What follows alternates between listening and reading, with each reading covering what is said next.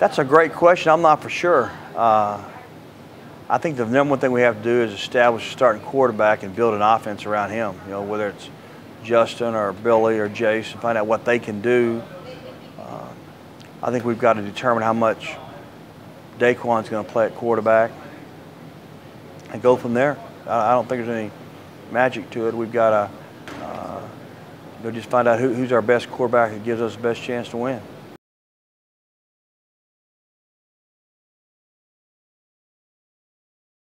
Well, it was huge. I don't think, I'm sure we'll be talking about it 10 years from now. You know, I told the players after the game in the locker room, I said, guys, don't ever forget this moment because you won't be here again.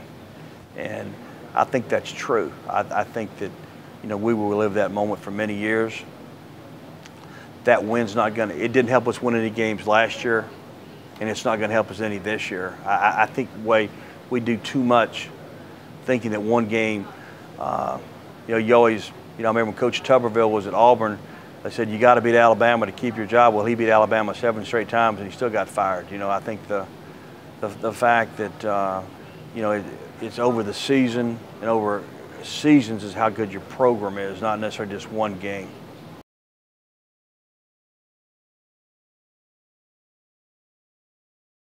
Well, I think what you're asking is there's some very good coaches here in this league that can adjust during games. The coaching is tremendous in this league. I've said that for years. But I would say this, you know, you can do all the adjusting you want. It takes players. You know, it's not the X's and O's, it's the Jimmies and the Joes. And, you know, there's some really good Jimmies and Joes in this league. You know, when the NFL scouts come by to watch us practice or watch the other teams, they always comment, you know, how many good football players there are in this league, and there's an abundance.